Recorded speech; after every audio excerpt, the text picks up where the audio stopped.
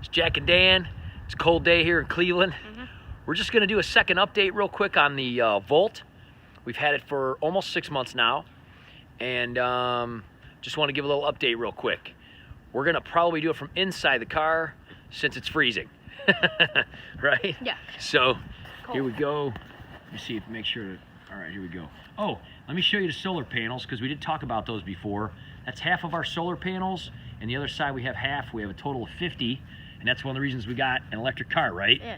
Because then we could charge it, and it's basically free. There it is. It's doing pretty good. Looks nice. Let's get inside the car. Let's go over some of the stats real quick. It's nice and warm in here.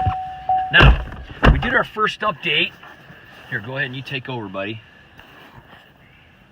We did our first update, and basically, we had it. I kind of wrote some stuff down so I don't forget.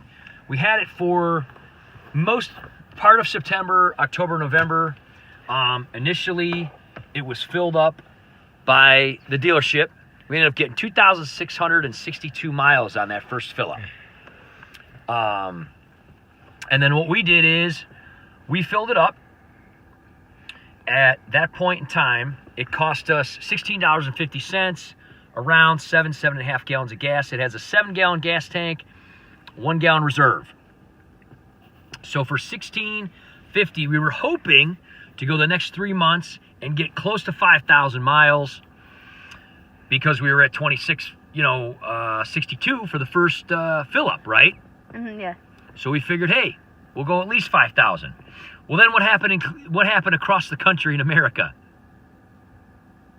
The polar vortex. Oh, yeah, that's right. It was a polar vortex. So it was freezing for like a month. And we found that the way the Volt works is... It heats up with gas. Yeah, it uses the engine a little bit when it's really, really cold, especially if I do a like a pre-start, which I really like in the mornings. I'll start it ahead of time. So we didn't quite make it. We made it to 4,412. Go ahead and show that here, buddy. We made it to 4,412. And again, so I just filled it up. And we got, for the second fill up, let's see the receipt here. Almost exactly the same. Actually, gas was a little bit cheaper. I used my Giant Eagle card. Got it for $2.089. 7.9 gallons. We took it down almost all the way. And so $16.50. So that's a grand total of how much? $33.05. Yeah. And we made it 4,412 miles so far. This is only our second fill up. Well, really, we made it just that far on the initial fill up. Plus, here's this. The initial fill up that the dealership did, plus the first fill up we did, took us to 4,412 miles. Probably would have gone further, but the polar vortex happened. I don't think that the car necessarily has to turn over to gas to heat up. I think it just chooses to do so because it would use so much energy. Can we look at the sunset real quick? Sorry, it just looked real cool. Yeah, go ahead. So, basically it does that to conserve more battery life. We're getting about 40 to 45 miles per charge. Again, in the fall, when I first got it, I was getting like 70 to 71, maybe 72 sometimes I saw. So hopefully going into summer, hopefully this fill up will stretch us over for the next 3 months, March, April, May, and get us to where, but honestly, I'm pretty impressed. I mean, I've spent only on gas so far since I've had the car to get to 4,412 miles. I've only spent $16.50. Just filled it up for only the second time only. So I spent a total of $33.05 so far on gas. And I've got a whole full tank of gas now. So if it lasts me another 3 months. When I used to have a car that wasn't electric or a hybrid, I would spend $33 on gas like a week or two sometimes. And that's how much we've spent. We've had it 5 months now, 5 to 6 months now. So it's pretty amazing. Wouldn't you say? Yeah. we love it. The car's doing really awesome.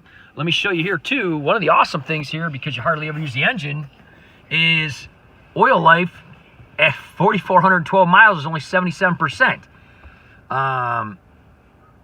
That means we haven't even used a quarter of the life of the oil, and we've got, so if that ends up being right, we're going to get probably close to 16,000 or 20,000 miles before we have to do an oil change at this rate. So that's pretty amazing. Mm-hmm. So we really dig it. If you haven't seen our first video, definitely check it out. Here, go ahead, take that.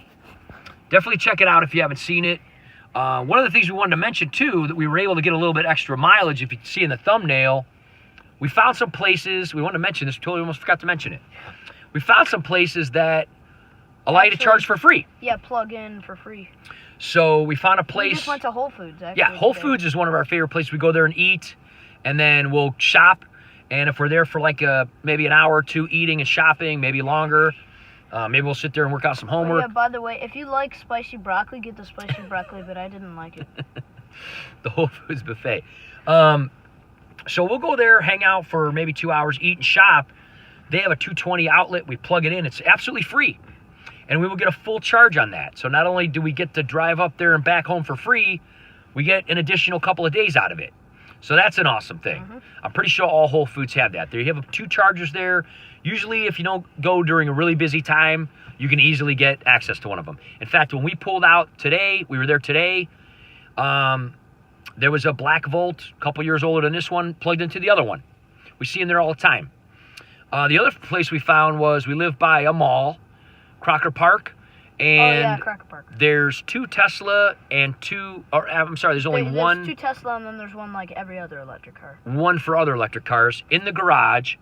So we go there to see movies sometimes. But here's the cool part too.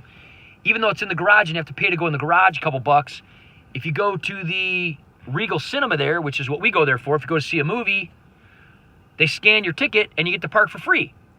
So you go charge your car while you're watching a movie. Most of these movies nowadays are like 3 hours anyway. So we can go on a dead battery, plug in, go see a movie, get a full charge, and park in the garage for free. So if it's snowing or raining or sleeting outside, so there's a lot of cool things like that. We almost got caught under an arm.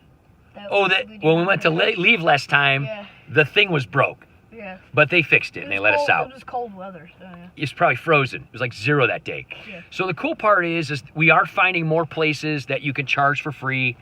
Ultimately, I really do recommend using, trying to find the free chargers when you can. I think it's really super awesome that there's more availability out there. I'm glad I got the electric/hybrid, because in the next 5 to 10 years, hopefully there will be much more electric charging stations like that available.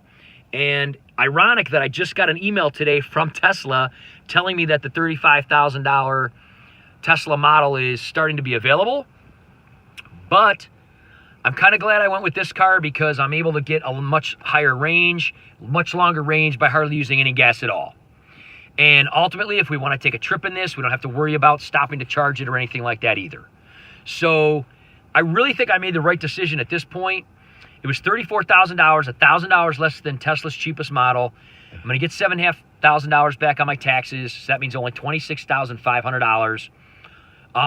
Everyone I've talked to, that I've looked at reviews on YouTube and everything, these cars have lasted them, hundreds of thousands of miles and 10 or, so years since they came out. I'm hoping that this car does the same. I can hopefully pass it on to Jack for his first car in 5 or 6 years when he starts driving, and maybe at that point go to fully electric. And there'll be more opportunities, from other companies and more charging stations and things like that. So it's worked out really well. I highly recommend it to anyone. If you haven't checked out some of our other videos, we do videos on conservation. We're going to be talking a little bit more this summer about like the solar panels and some of the other things we do around here. We also do some health and wellness and ideas and things like that as well. Too. And of course, our awesome fish tank designs. We're going to Texas soon for spring break. We're going to Texas for spring break. And next year, we might end up taking this car for a trip. Maybe going somewhere for spring break or something. So We'll definitely let you know how that goes if we take a long trip with it.